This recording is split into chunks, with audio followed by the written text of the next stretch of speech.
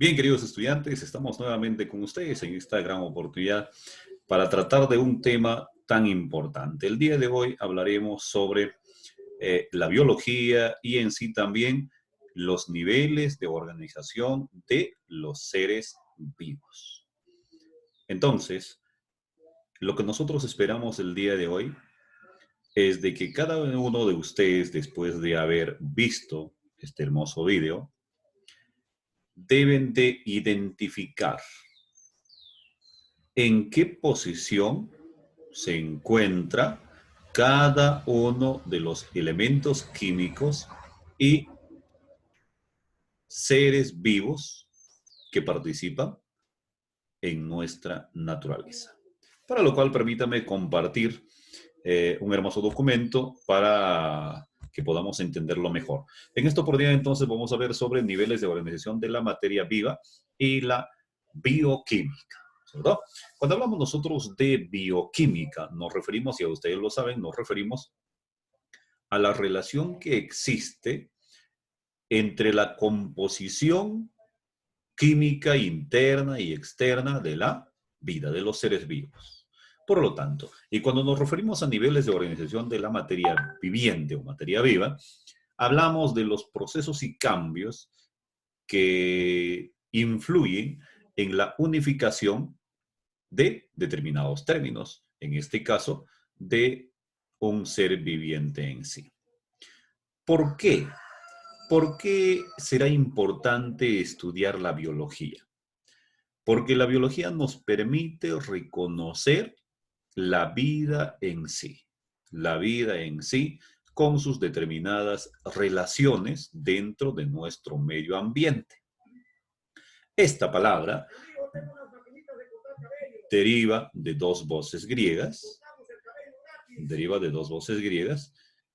bios y logos. Bios, que significa vida, y logos, que significa tratado de estudio.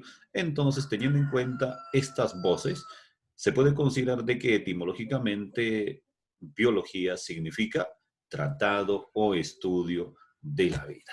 Muy bien, entonces tenemos en este caso los niveles de organización. La materia en sí, la materia viviente, se divide en tres niveles en sí. El nivel químico, le mencionamos ahí, el nivel biológico y el nivel ecológico. ¿Qué diferencia existe entre ellos? Lo vamos a ver también en esta oportunidad. Cuando hablamos de nivel químico, el nivel más básico de la organización incluye átomos, moléculas, macromoléculas y supramoléculas. Átomos hace pocos era considerado como la última división de la materia, ya que la materia se divide en un cuerpo grande, más pequeño, y cada vez se hacen más pequeñitos. Entonces era considerado los átomos como una partícula submolecular y como última división de la materia. Pero a medida que iban realizando estudios científicos, se encontró que existían partículas subatómicas, como por ejemplo los electrones, los protones, los neutrones, los mesones, protinos, neutrinos y otros. Entonces, desde ahí, el átomo ya no es considerado como la última división de materia. Por eso nos comenta en este caso el texto que los átomos constituyen las unidades más pequeñas que forma la materia, pero las partículas subatómicas están ya formando parte de electrización, electromagnetismo. ¿Bien? Y ellas se encuentran solas y podríamos considerar como un elemento químico. En el caso 2, las moléculas resultan de la combinación química de los átomos.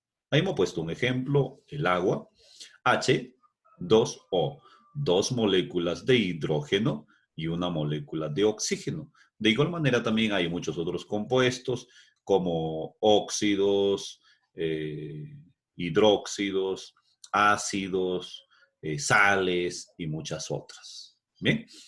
Las macromoléculas están formadas ya por composiciones más grandes, es decir, por la unión de moléculas. Por ejemplo, cuando nosotros nos damos cuenta del azúcar, el azúcar de caña, que es un carbohidrato, en este caso un carbohidrato, nos regala la cantidad de azúcar para ser regulado en nuestro organismo a través de el páncreas. Y en este caso tenemos la sacarosa, tenemos otra sustancia, la glucosa y la maltosa. En la cuarta parte tenemos las supramoléculas que están formadas ya por la agrupación de macromoléculas grandes y están formando parte de paredes celulares muy grandes, las cuales estas paredes están formando ya parte de cada uno de nuestros órganos, de nuestro organismo. ¿Ven? Y cuando hablamos de un nivel biológico, se refiere al estatus, a la forma de participación de cada uno de nuestras partes de nuestro organismo. Empezando por lo más pequeño. Lo más pequeño que existe dentro de nuestro organismo, que gracias a ello, gracias a esa unión, se ha formado todo este organismo, son las células. Entonces, la célula es considerada como la parte más esencial del ser viviente y considerada también como una unidad morfológica, fisiológica y genética. ¿Por qué morfológica? Porque cada célula que se encuentra en nuestro organismo tiene formas diversas. ¿Por qué fisiológica? Porque cada célula que se encuentra en nuestro organismo cumple funciones especiales. ¿Y por qué genética? Porque gracias a esas células existe la transmisión genética de caracteres hereditarios y la mantención hereditaria de generación en generación. Muy bien. Luego, al conjunto de células o a las células que existen dentro de un organismo, existe una ciencia encargada de su estudio, que es la citología. Es la citología. La célula en sí tiene partes, como por ejemplo la membrana celular, el citoplasma, el núcleo, cada uno de ellos con funciones determinadas que muy pronto también en otro video estaremos tratando. El conjunto de células me da como resultado los tejidos. Y estos tejidos vienen a estar estudiados por una ciencia llamada la histología. Y los tejidos resultan, ya los dije, de la asociación, organización o unión de un conjunto de células, pero con funciones y características similares. Dentro de ellos, por ejemplo, podemos ver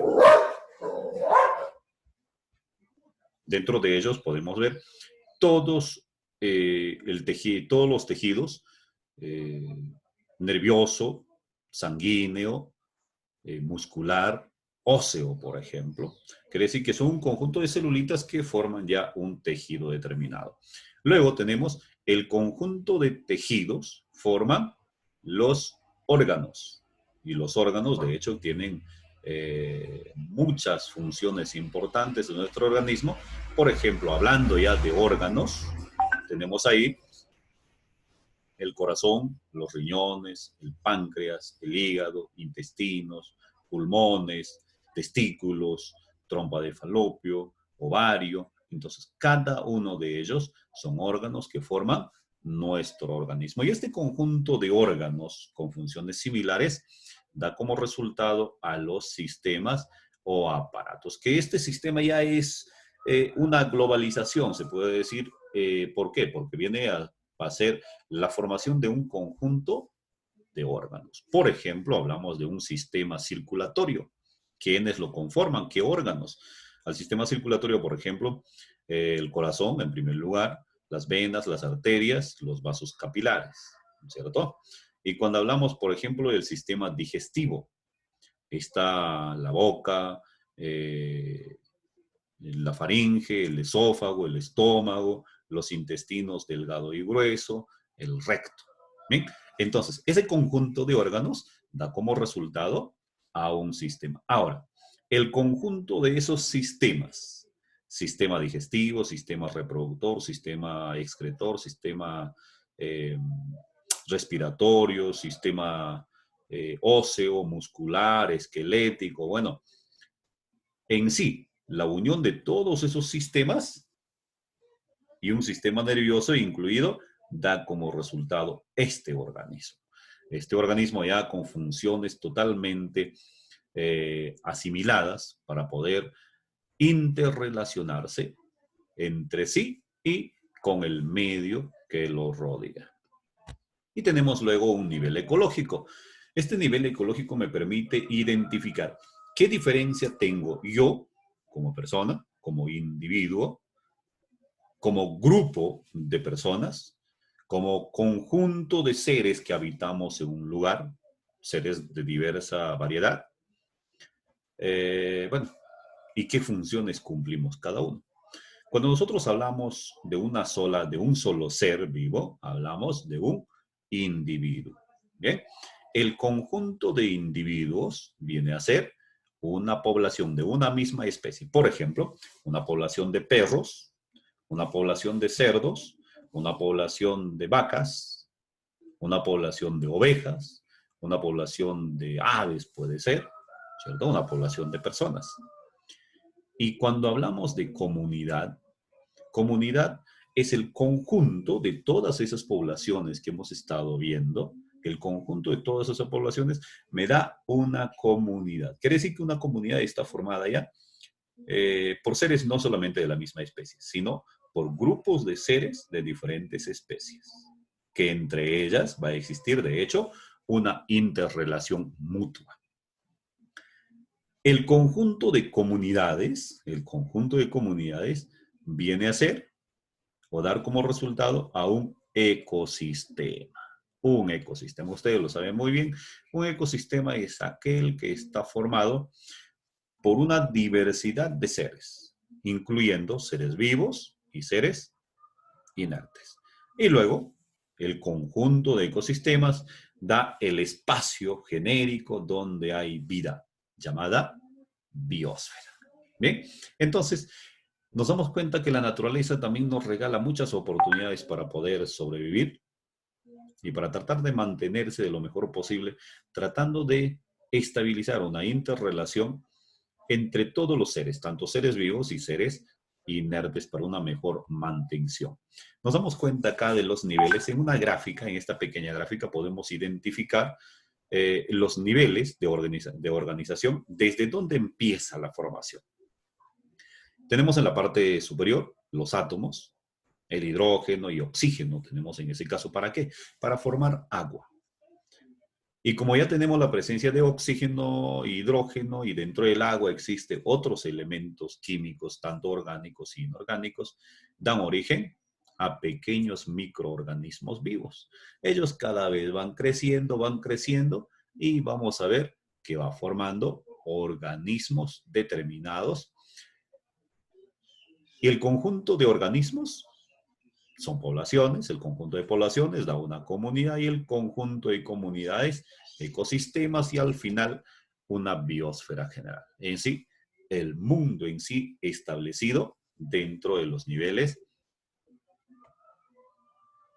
de los seres vivos. Bien, tenemos acá en esta parte, cuando nosotros vemos internamente ya la composición o la formación de cada parte de los organismos vivientes, podemos ver de que dentro de ello existe unos llamados elementos químicos. Al igual que hemos hablado primero de células, ¿no? Eran pequeñas, ¿no es cierto? Ahora también los elementos son pequeños, pero esos elementos químicos se diferencian en partes, como por ejemplo bioelementos, oligoelementos, macroelementos, bueno, y una serie más de tipos de elementos. Cuando hablamos de los elementos, hablamos de, por ejemplo, de un elemento primario o bioelemento primario. ¿Cuáles son ellos? Específicamente son cuatro elementos, los cuales aparecen como punto principal para la formación de todo ser viviente. Me refiero al carbono, al hidrógeno, al oxígeno y al nitrógeno. Entonces, estos son bioelementos primarios más importantes que necesita nuestro organismo para su supervivencia. Y bueno, aparte ya existe también el fósforo y existe también el azufre. Pero ¿para qué nos sirven ellos? ¿Para qué nos sirve el fósforo y el azufre? Acá lo vamos a ver. El azufre se encuentra en los aminoácidos presentes en nuestro organismo y producto de qué? Producto de la asimilación y recolección de nutrientes desde nuestra alimentación. Estos aminoácidos ya se forman dentro de cada célula de nuestro organismo. ¿Para qué? Para tratar de sintetizar, para tratar de reducir la cantidad de fuerza negativa, podríamos decir, que existe de algunos alimentos, como por ejemplo la presencia de colesterol, ¿cierto? De triglicéridos. Entonces trata de reducirlo. Pero si nosotros tratamos de regular esas sustancias, entonces nos ayuda en la parte visual, en la parte de la formación y sostenimiento de todo tipo de nervios y cartílagos que tenemos dentro de nuestro organismo. ¿Dónde lo podemos encontrar este azufre? En las legumbres, la col, la cebolla, ajo, espárragos, pescado, la yema de huevo. Estos productos lo encontramos en nuestra casa. Aquellos que tienen la posibilidad de sembrar una planta en un depósito en su jardín, pues es una buena oportunidad. El fósforo está formando esto parte de los grupos fosfato. ¿De qué? De los ácidos nucleicos. ¿Y dónde se encuentran los ácidos nucleicos? En cada partecita de nuestro organismo. Estos ácidos nucleicos se dividen en dos partes, el ADN, ácido desoxirribonucleico, y el ARN, ácido ribonucleico. El uno, encargado de almacenar sustancias nutritivas y llevarlos hacia el núcleo de la célula, me refiero al ARN, y el ADN, encargado de transmisor, de transmitir caracteres hereditarios. ¿Bien? Entonces, seguimos adelante y tenemos en este caso los bioelementos secundarios. Dentro de estos bioelementos secundarios tenemos el sodio, el cloro, el potasio, magnesio, calcio, el hierro, por ejemplo. ¿Y dónde se encuentra el hierro? ¿Para qué nos sirve? Para regular la hemoglobina en la sangre, ¿cierto? El cobre también, cuando la sangre se vuelve oxigenada, ahí está presente. Por eso que en la sangre venosa, la sangre tiene una coloración de rojo oscuro, ¿cierto? Tenemos el manganeso, el boro, yodo, el flúor. El flúor, ¿a qué parte de nuestro organismo ayuda el flúor? A los dientes, específicamente a los dientes. Tenemos el cobalto, el zinc, el cromo. El zinc está presente en el fortalecimiento de huesos y dientes. ¿Qué tal importancia que tienen cada uno de estos elementos químicos que nosotros podemos mencionar? Y, bueno, aparte ya, dentro de las biomoléculas tenemos divisiones. Biomoléculas orgánicas y biomoléculas inorgánicas. Dentro de las inorgánicas he considerado lo más importante acá tres: el agua, los gases y las sales minerales. Y dentro de los orgánicos he considerado los glúcidos, lípidos, las proteínas y ácidos nucleicos. ¿Por qué se considera el agua? Porque el agua está formando un mayor porcentaje de parte de nuestro organismo y es considerado como un termorregulador. ¿Por qué? Porque trata de regular la temperatura de nuestro organismo. Dependiendo del momento, depende del calor de vaporización del agua o dependiendo del calor específico del agua, dependiendo de las circunstancias de calor o frío, ¿cierto?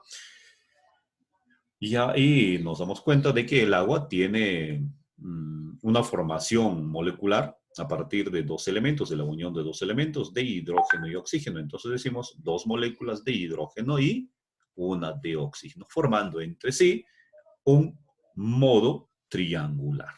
¿Bien? Los gases. Cuando hablo de gases, Me refiero a la capa de ozono, al gas ozono y también, por ejemplo, al dióxido de carbono. ¿Mm? En muchas ocasiones podríamos considerar que tiene el dióxido de carbono opciones positivas y opciones negativas. Positivas, ¿por qué? Porque nos permite la interrelación de respiración entre plantas y animales, ¿cierto? Nosotros expulsamos dióxido de carbono y las plantas lo asimilan y lo transforman en oxígeno y luego nos regalan oxígeno a nosotros. ¿Mm? Y negativas, ¿por qué? Porque la mayor cantidad de gases de dióxido de carbono que salen, ya no posiblemente de nosotros, sino de otros medios contaminantes, son dañinos para la salud personal y para nuestro ambiente. ¿Y cómo reducir? Tomando conciencia de cada uno de ellos, evitando botar desperdicios, evitando talar bosques, evitando contaminar, utilizar muchos productos dentro de la agricultura, por ejemplo. Si nosotros utilizamos, y en casa debemos de tratar de disminuir el uso de sprays, fluorclorocarbonos. Son aquellos principales, aunque parecen pocos, pero son primeramente que hacen daño a la capa de ozono. ¿Bien? Entonces, luego las sales minerales también, de hecho, son importantes porque específicamente tratan de apoyar al crecimiento de las plantas. Quiere decir que ¿dónde se encuentran? En el subsuelo. Y gracias a ello, pues, nosotros también nos alimentamos a través de las plantas, nosotros también recibimos una cierta cantidad de sales minerales. ¿Bien? Cuando hablamos de biomoléculas orgánicas, mencionamos ahí 4 nomás, aunque hay más, pero hablamos de 4. Los glúcidos son llamados también azúcares, y dentro de los azúcares vemos, por ejemplo, la glucosa, la sacarosa, la maltosa, la lactosa, ¿no? Que muy pronto también estaremos viendo, que son muy importantes porque ellos son productos energéticos o resultado de productos energéticos, reguladores, transformadores para nuestro organismo. ¿Mm? Los lípidos son llamados también grasas, que nosotros continuamente los recibimos a través de nuestros diversos alimentos. Y dentro de esos lípidos existen las grasas saturadas y las grasas no saturadas. Bien, vamos a estar pensando en eso porque pronto llegaremos también. Las proteínas. Las proteínas son muy buenas. ¿Por qué? Porque permiten regular el mantenimiento de los caracteres hereditarios, los genes hereditarios dentro de nuestro organismo. Estas proteínas son buenas porque están unidos a los ácidos nucleicos. ¿Bien? De hecho, que también los recibimos desde nuestros alimentos. Y los ácidos nucleicos, ya lo dije hace rato, es que se divide en dos partes, en el ARN y en el ADN. El ARN se está ubicada mayormente en el núcleo de la célula. Es decir, se encarga de recopilar todo tipo de nutrientes, información genética, todo lo que es información genética, se convierte en un canal de transmisión. ¿Hacia dónde? Hacia el ADN. Y el ADN es aquel que envía esa transmisión. ¿Mm? Quiere decir que transporta esa información genética de generación en generación para mantener una determinada herencia genética. Bueno, si ustedes desean cualquier información, pues simplemente conectarse conmigo a través del WhatsApp, a través del teléfono, para poder compartir mayor información. Muchas gracias por todo. Que tengan un bonito día.